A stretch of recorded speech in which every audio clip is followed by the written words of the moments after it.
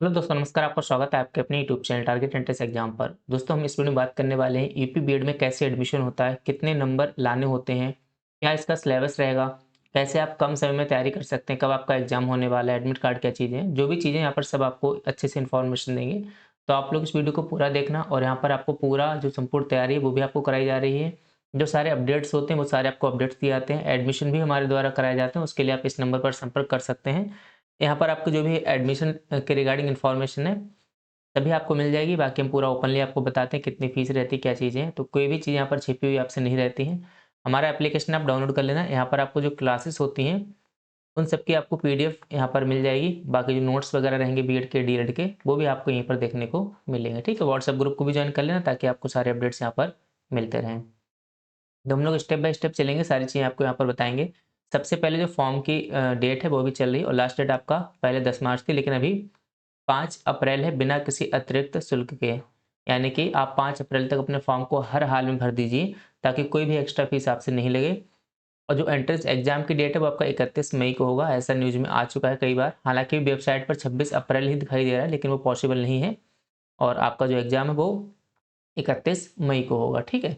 Admit card कब आएगा वो हम आपको बता देंगे। तो यूपी में एडमिशन लेने के लिए आपको सबसे पहले फॉर्म भरना है, ठीक है? अब कई सारे लोग क्या करते हैं, से अभी आपके पास कई सारे एजेंट्स के या जो टीचर्स आपके हैं वो आपको बता रहे होंगे कि आपको बीएड में एडमिशन लेना है, तो आप हमारे पास पूरी फीस जमा कर दो और हम आपका फॉर्म स्वयं भर देंगे। तो आपको ऐसा नहीं कराना है, आपको क्या करना है, जो फॉर्म है वो आपको खुद भरना है, ठीक है? फॉर्म क्या करना है भाई, खुद भरना है, यानी कि सेल्फ।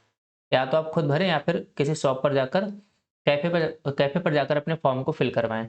इसमें होता क्या है, जब एडमिशन होता है तो आपके नंबर पे ओटीपी जाता है। अगर आप किसी और के थ्रू फॉर्म भरवाते हैं तो वो अपना मोबाइल नंबर डाल देते हैं। ऐसे में क्या होता है कि एडमिशन आप उन्हीं की मर्ज़ी से ले पाओगे। यानी अब आपका बाद में पता लगा, मूड बदल गया, आपको पता लगा कि हाँ, वो तो टीचर 70,000 रुपए माँग रहे हैं, जबकि बाकी फ़ीस 45,000 है। तो उस टाइम आप उनसे हट नहीं सकते क्योंकि उनका ओटीपी उन्हीं के नंबर पे जाएगा, समझ रहे ना? तो आप स्वतंत्र रहिए एडमिशन के लिए, और स्वतंत्र आप तभी रह पाएँगे जब अपना फॉर्म आप खुद भरेंगे। खुद फॉर्म भरने के बाद आपका जहाँ मन करे आप वहाँ एडमिशन ले सकते हैं। मोबाइल नंबर आपका खुद का होना चाहिए। ठीक है? और ऑनलाइन फॉर्म कैसे भरते हैं उसका वीडियो अपने चैनल पर पड़ा हुआ है। अगर आपको लिंक नहीं मिल रहा हो तो हमारे नंबर पर व्हाट्सएप कर देना, हम आपको लिंक भेज देंगे। उसमें आप पूरा देख लेना कैसे फॉर्म भरा जाता है, तो या तो खुद भरना है, दुकान पे जाके भरवा लेना। उसके बाद एंट्रेंस एग्ज़ाम भी देना ज़रूरी है। एंट्रेंस एग्ज़ाम यूपी में ही होगा। यूपी के सभी जिलों में इसके परीक्षा केंद्र बनाए गए हैं। जब आप फॉर्म भरेंगे तो उसमें परीक्षा केंद्र आप चुन सकते हैं। कहीं पर भी आप परीक्षा दे दीजिए, कोई दिक्कत नहीं है। एडमिशन आप दूसरे जिलों में भी ले सकते हैं। ऐसा नहीं कि जहाँ आप परीक्षा देने जा रहे हैं वहीं पर आप एडमिशन लें, ठीक है? तो एग्ज़ाम सेंटर आप चूज़ करें और आप परीक्षा देने ज़रूर जाएँ। परीक्षा में बैठना एकदम अनिवार्य है। उसके बाद रिज़ल्ट आता है, आपका जो एक आप एग्ज़ाम देते हैं उसमें स्टेट रैंक आती है। स्टेट रैंक के आधार पर काउंसलिंग होती है और फिर आपका यहाँ पर एडमिशन होता है। अब देखिए, जो प्राइवेट कॉलेज होते हैं उसमें ऐसा कोई क्राइटेरिया नहीं है। जैसे बिहार में क्या है ना कि क्राइटेरिया रखा गया कि इतने नंबर आएँगे तो ही आप क्वालीफाई होंगे, लेकिन यहाँ पर ऐसा कुछ भी नहीं है। यहाँ पर क्या, अगर आपके पास सीट अवेलेबल है तो यहाँ पर आपका एडमिशन हो जाता है, ठीक है? तो कोई भी मिनिमम नंबर आपको ज़रूरत नहीं है। कितने भी नंबर लाएँगे आपका एडमिशन हो जाएगा, बशर्ते सीटें अवेलेबल होनी चाहिए। गवर्नमेंट कॉलेज के लिए, सरकारी कॉलेज के लिए यहाँ पर ज़रूरी है कि आपके जो मार्क्स हैं कम से कम आप मान के चलिए कि 260 प्लस या 270 प्लस आने चाहिए। या फिर सीधे तौर पर हम बात करें स्टेट रैंक की, तो रैंक आपकी 10,000 से कम होनी चाहिए, तो फिर आपका गवर्नमेंट कॉलेज में एडमिशन हो जाएगा। क्योंकि सीट्स जो हैं आपका 2,40,000 है टोटल, और गवर्नमेंट जो सीट्स हैं वो 10,200। अभी आगे आपको हम बता देंगे पूरा।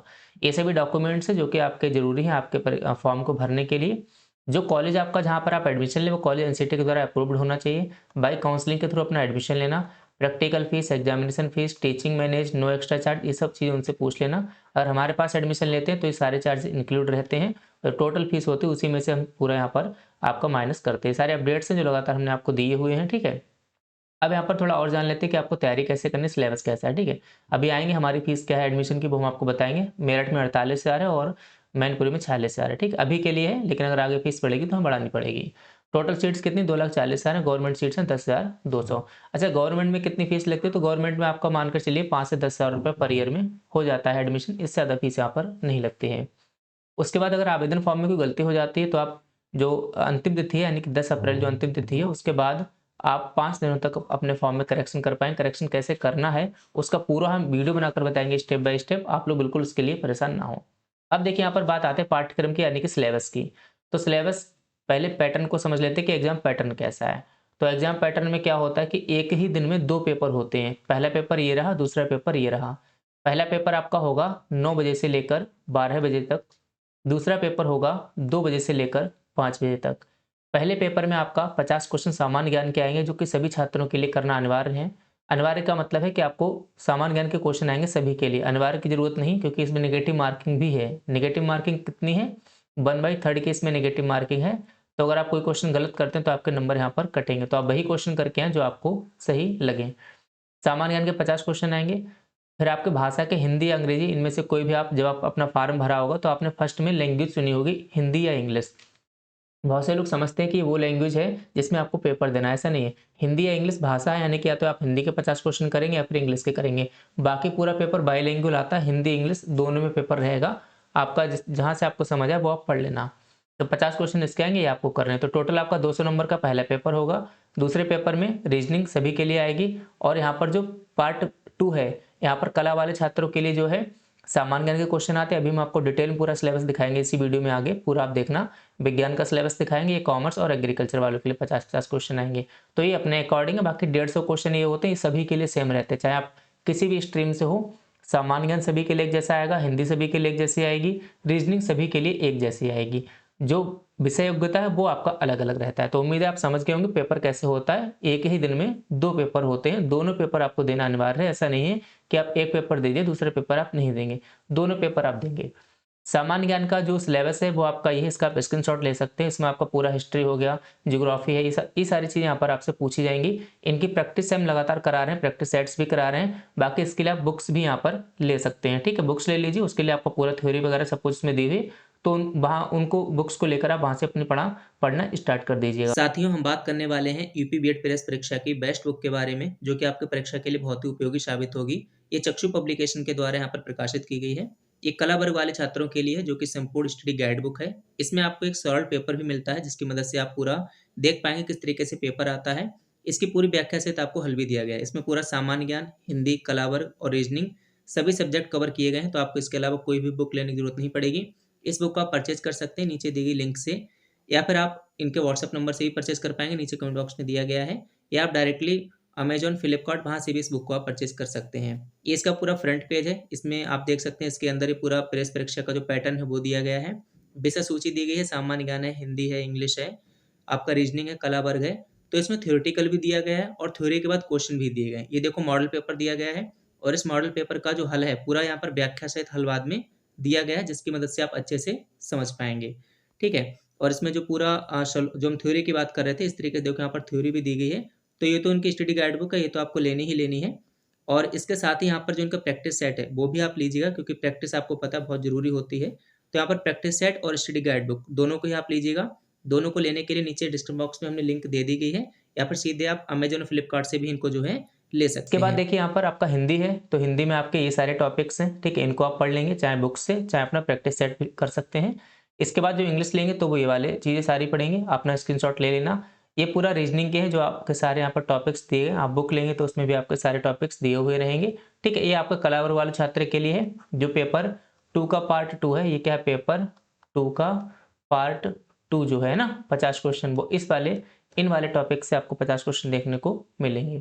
जो साइंस के हैं उनके लिए आपको गणित के ये वाले सारे टॉपिक्स देखने को मिलेंगे। बाकी सामान्य विज्ञान, भौतिक विज्ञान, रासायनिक विज्ञान, ठीक है, और जीव विज्ञान, इनके आपको क्वेश्चन यहाँ पर देखने को मिलेंगे। तो साइंस का पोर्शन बड़ा है, इसलिए आपको वो अच्छे से क्वेश्चन अपना पढ़ लेने हैं। तो ये सारा रहा पूरा सिलेबस की प्रक्रिया। मैंने आपको पूरा सिलेबस बता दिया है, पूरा आपको पैटर्न बता दिया किस तरीके से है, कितनी ज़रूरत है नंबर की वो भी आप समझ गए होंगे। प्राइवेट के लिए कोई इतना मिनिमम मार्क्स का क्राइटेरिया नहीं है, लेकिन सीटें अवेलेबल होनी चाहिए। एडमिशन लेने के लिए आप क्या करेंगे, अपना फॉर्म भर देंगे। फॉर्म भरने के बाद हमारे पास अपना फॉर्म आप भेज देंगे। 5,000 रुपये आपको अभी एडवांस कॉलेज फीस आपको जमा करनी रहेगी। उसके बाद एडमिशन टाइम आपको जब काउंसलिंग होगी आपकी जुलाई अगस्त में, तब आपको 10,000 रुपये देने रहेंगे। बाकी इस तरीके से पूरे 5 इंस्टॉलमेंट में आपको देने हैं 48,000 रुपये।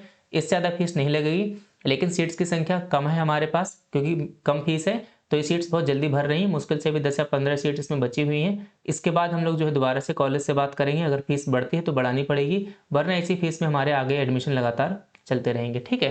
ये टोटल फीस है, इसमें परीक्षा फॉर्म, एग्जामिनेशन, टीचिंग, सब कुछ इसी में, इसके अलावा कोई भी एक्स्ट्रा चार्ज नहीं है। तो चौधरी चरण सिंह यूनिवर्सिटी जो कि मेरठ में है और मेरठ का ही कॉलेज है, तो उसमें आपका टोटल फीस लगेगी 48,000 रुपये। दूसरा है आपका मैनपुरी में कॉलेज की लोकेशन है। यूनिवर्सिटी है डॉक्टर भीमराव अम्बेडकर आगरा यूनिवर्सिटी। यहाँ पर जो दोनों साल की फीस है वो 46,000 है, टोटल फीस है, इसी में सारी चीज़ें इंक्लूडेड हैं।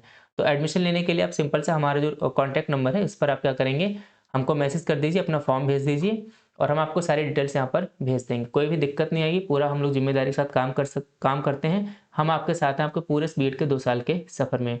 तो आप लोग चैनल से बने रहिएगा, चैनल को सब्सक्राइब भी कर लीजिएगा और जिस तरीके से आप लोग सपोर्ट दिखा रहे हैं, आपका बहुत धन्यवाद। आप लोग इसी तरीके से अपना सपोर्ट जो है बनाए रखें। बाकी साथियों के साथ अपने इस चैनल को जो है शेयर करिएगा, ठीक है? इसी के साथ आप सभी साथियों का बहुत-बहुत धन्यवाद। जय हिंद, जय भारत।